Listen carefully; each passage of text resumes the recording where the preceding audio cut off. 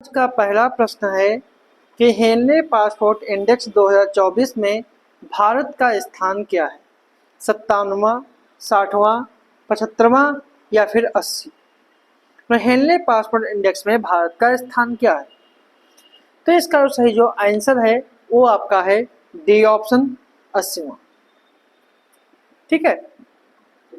Henley passport index जो है वह जो है वो इंटरनेशनल एयर ट्रांसपोर्ट एसोसिएशन के द्वारा आंकड़ों के विश्लेषण पर आधारित है और हेनले पासपोर्ट इंडेक्स जो है 2024 जनवरी में जारी किया गया था।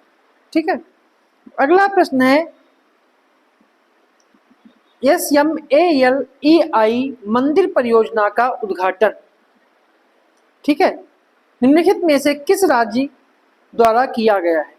उत्तर प्रदेश, उड़ीसा, छत्तीसगढ़ और उत्तराखंड। क्योंकि S for Samleshwari, M for मंदिर क्षेत्र, ठीक है, प्रबंधन क्षेत्र स्थानीय पहल जो परियोजना है या किसके द्वारा शुरू की गई है? मतलब ये समलेश्वरी मंदिर क्षेत्र प्रबंधन और स्थानीय आर्थिक पहल परियोजना किसके द्वारा शुरू की गई है? तो इसका सही जो आंसर है वो आपका है उड़ीसा। उड़ीसा के द्वारा यह शुरू की गई है और यह मां समलेश्वरी मंदिर जो है यह उड़ीसा में संबलपुर में महानदी के किनारे है। अगला प्रश्न, निम्नलिखित में से किसे तेनजिंग नोरगे राष्ट्रीय साहसिक कार्य पुरस्कार 2022 से सम्मानित किया गया? सविता कंसवाल, प्रभा अत्रे, बिल्ले मुनप्पा हेगड़े और ऊषा बारले। तो इसका सही जो आंसर है वो आपका है ए ऑप्शन, सविता कंसवाल। भारत की राष्ट्रपति द्रौपदी मुर्मू ने स्वर्गीय सविता कंसवाल को मरणोपरांत तेनजिंग नोरगे साहसिक कार्य पुरस्कार 2022 से सम्मानित किया है। ठीक है। यह पुरस्कार जो है 1993-94 से दिया जाता है। इसका नाम तेनजिंग नोरगे के नाम पर रखा गया था, जो 1953 में एडमंड हिलेरी के साथ माउंट एवरेस्ट पर पहुंचने वाले पहले 2 व्यक्तियों में से एक थे। स्वर्गीय सविता कंसवाल 16 दिनों में माउंट एवरेस्ट और माउंट मकालू पर चढ़ने वाली पहली भारतीय महिला थी। अगला प्रश्न है, जलवायु सम्मेलन 2024 में निम्नलिखित में से किस राज्य में जलवायु सम्मेलन 2024 निम्नलिखित में से किस राज्य में आयोजित किया गया? उत्तराखंड, उत्तर प्रदेश, महाराष्ट्र और तमिलनाडु। जो इसका सही जो आंसर है वो आपका है सी ऑप्शन, तमिलनाडु। जलवायु सम्मेलन 2024 का आयोजन 12 जनवरी 2024 को 12 जनवरी 2024 को, ठीक है, महाराष्ट्र के मुंबई में किया गया। इस सम्मेलन का जो विषय था वो था decoding the green transition for India. ठीक है। अगला प्रश्न है, युवा निधि योजना कब शुरू की गई? शुरू की गई आंध्र प्रदेश के द्वारा, तेलंगाना के द्वारा, केरल के द्वारा या फिर कर्नाटक के द्वारा। जो इसका सही जो आंसर है वो आपका है डी ऑप्शन, कर्नाटक के द्वारा। युवा निधि योजना जो है वो कर्नाटक के द्वारा शुरू की गई और स्वामी विवेकानंद की जयंती पर इसे शुरू किया गया था। अगला प्रश्न है, ग्रीन रूपी टर्म डिपॉजिट एक पहल है यस बैंक की, IDBI बैंक की, भारतीय स्टेट बैंक की या फिर एक्सिस बैंक की। जो इसका सही जो आंसर है वो आपका है सी ऑप्शन, भारतीय। ठीक है। इसके द्वारा जो है वो पारसी प्रोत्साहन। अगला प्रश्न है, अयुत्थाया अभ्यास भारत और किस देश के बीच एक द्विपक्षीय समुद्री अभ्यास है? फ्रांस, सिंगापुर, बांग्लादेश और थाईलैंड। तो जो इसका सही जो आंसर है वो आपका है डी ऑप्शन, भारत और थाईलैंड के बीच। यह 20 से 23 दिसंबर 2023 के बीच आयोजित किया गया था। और अयुत्थाया जो नाम है इसका शाब्दिक अर्थ होता है अजेय या अपराजेय। ठीक है। अगला प्रश्न है, भारत अंतर्राष्ट्रीय विज्ञान महोत्सव 2023 निम्नलिखित में से किस शहर में आयोजित किया गया? नई दिल्ली, फरीदाबाद, गुरुग्राम या फिर पुणे। तो जो इसका सही जो आंसर है वो आपका है B option, Faridabad. B option, Faridabad में इसका आयोजन किया गया। अगला प्रश्न है, जनवरी 2024 में विश्व स्वास्थ्य संगठन के द्वारा निम्नलिखित में से किस देश को मलेरिया मुक्त घोषित किया गया? केप वर्डे, थाईलैंड, इंडोनेशिया या फिर कोमोरोस। जो इसका सही जो आंसर है वो आपका है ए ऑप्शन, केप वर्डे।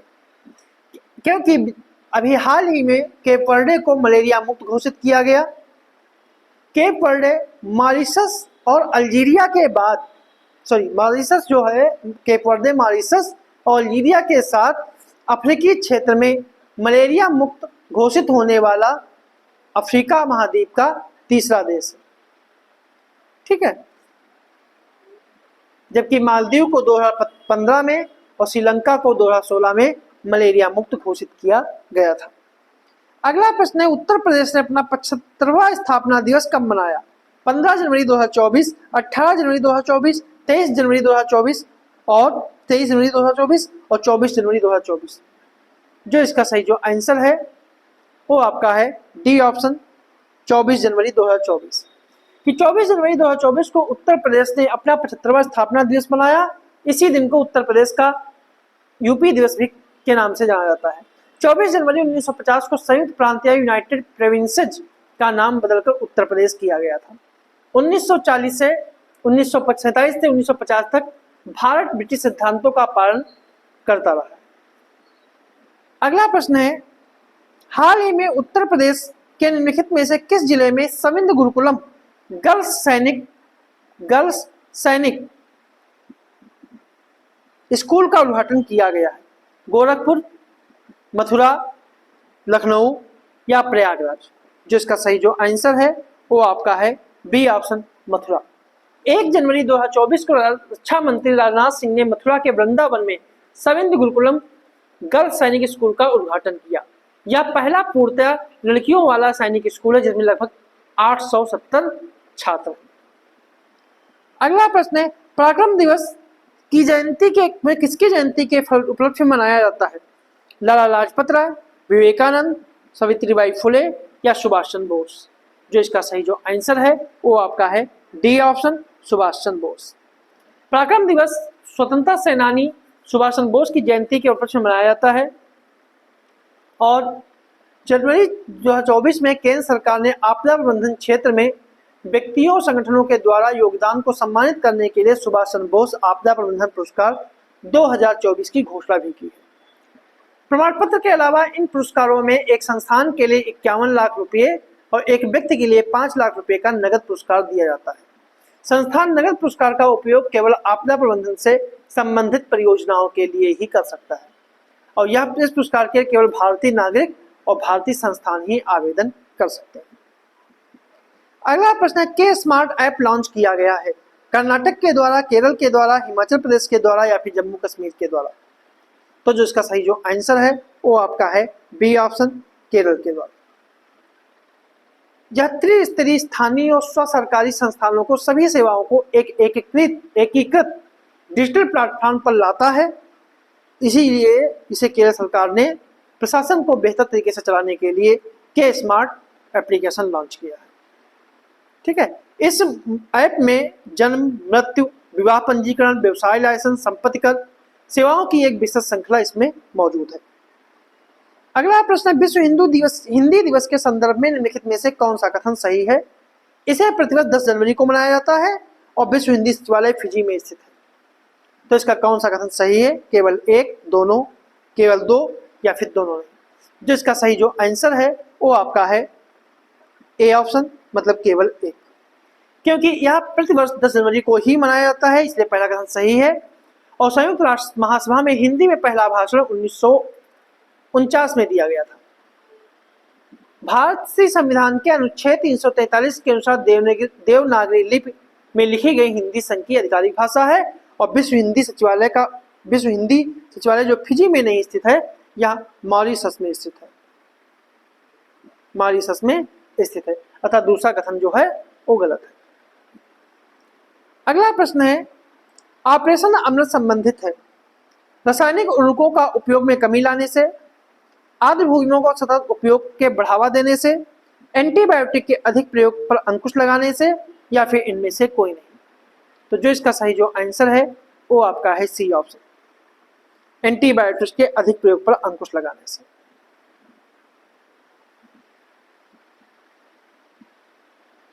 ठीक है, अगला प्रश्न है, निम्नलिखित में से कौन भारतीय सेना में पहली महिला सूबेदार बन गई है? प्रीति रजक, माधुरी कानिटकर, शीला यशमथाई या प्रेरणा देवस्थली? जिसका सही जो आंसर है वो आपका है ए ऑप्शन, प्रीति रजक। 22 दिसंबर 2022 को कोर ऑफ मिलिट्री पुलिस में ये शामिल हुई, ठीक है। और इन्होंने चीन के ह्वांगझू में 19वीं एशियाई खेलों के दौरान महिला टीम ट्रैप टीम स्पर्धा में रजत पदक इन्होंने जीता था। अगला प्रश्न है, निम्नलिखित में से किसे पद्म विभूषण पुरस्कार 2024 से सम्मानित किया गया? वंजयती माला बाली, कोर्नेडेला चिरंजीवी, बिंदेश्वरी पाठक या फिर पद्मा सुब्रमण्यम? तो इसका सही जो आंसर है कूट के आधार पर 1 और 4, 2 3 4, 1 2 3 या फिर 1 2 3 4। जो इसका सही जो आंसर है वो आपका है डी ऑप्शन, 1 2 3 4। क्योंकि वैजयंती माला तमिलनाडु से संबंधित है और कला के क्षेत्र में दिया गया। कोर्नेडेला चिरंजीवी भी कला से संबंधित है, आंध्र प्रदेश की हैं। विंदेश्वरी पाठक ये मरणोपरांत सामाजिक कार्य के लिए बिहार से संबंधित हैं। और पद्मा सुब्रमण्यम कला के क्षेत्र में तमिलनाडु से जुड़ी हुई हैं।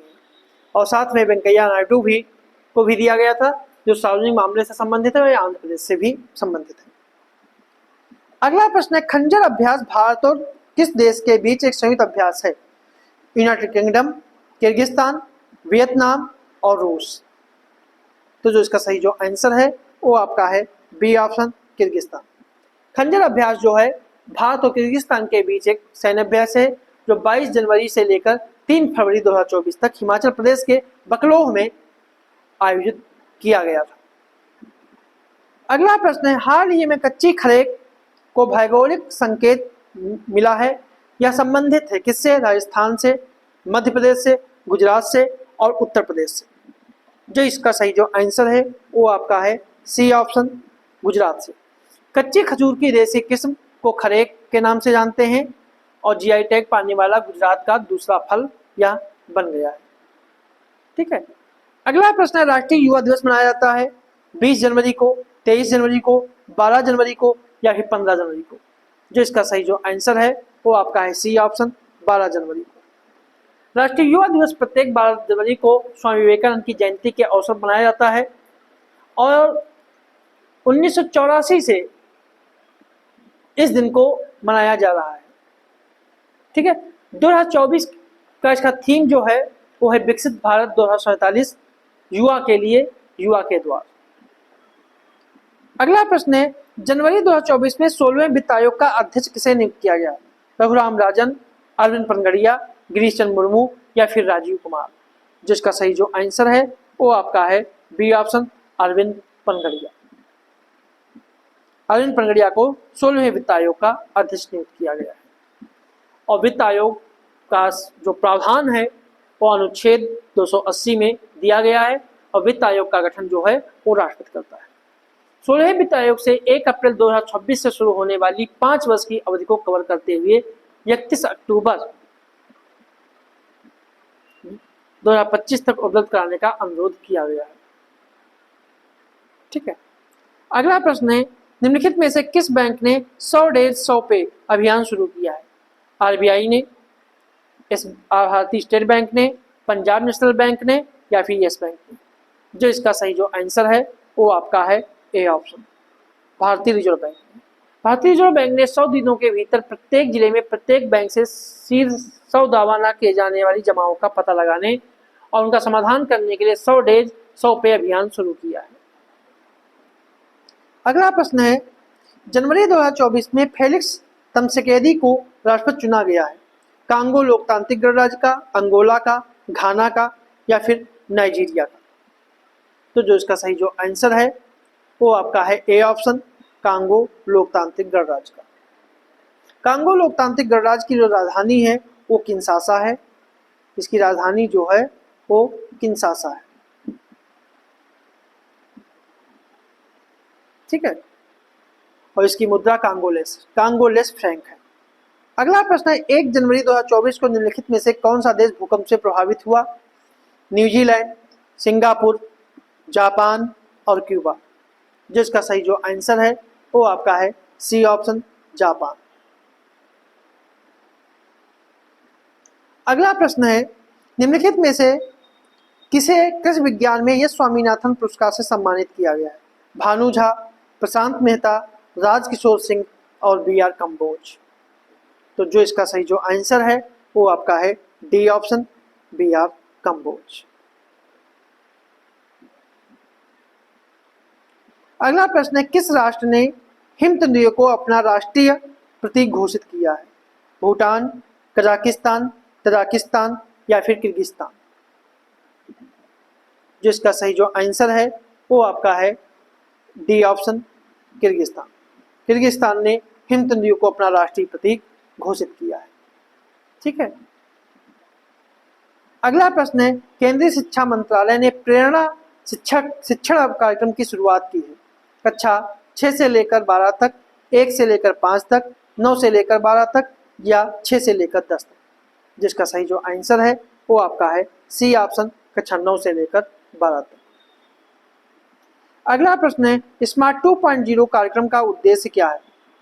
शिक्षण संस्थानों में आयुर्वेद अनुसंधान को बढ़ाना, आयुर्वेद में नई दवाओं का विकास करना, आयुर्वेदिक पर्यटन को बढ़ावा देना, आधुनिक चिकित्सा में पारंपरिक चिकित्सकों को प्रशिक्षित करना। तो इसका सही जो आंसर है वो आपका है ए ऑप्शन, शिक्षण संस्थानों में आयुर्वेद अनुसंधान को बढ़ाना। अगला प्रश्न है, बखीरा पक्षी अभ्यारण्य में फ्लोटिंग सोलर प्लांट की प्रस्तावित क्षमता क्या है? 20 मेगावाट, 30 मेगावाट, 40 मेगावाट या फिर 50 मेगावाट। जो इसका सही जो आंसर है वो आपका है डी ऑप्शन, 50 मेगावाट। ठीक है, 50 मेगावाट। अगला प्रश्न है कि सप्त सिंधु शब्द का प्रयोग पहली बार कहाँ किया है? ऋग्वेद में, यजुर्वेद में, सामवेद में या अथर्ववेद में। तो जो इसका सही जो आंसर है वो आपका है ए ऑप्शन, ऋग्वेद में। तो ये थे हमारे आज के कुछ प्रश्न।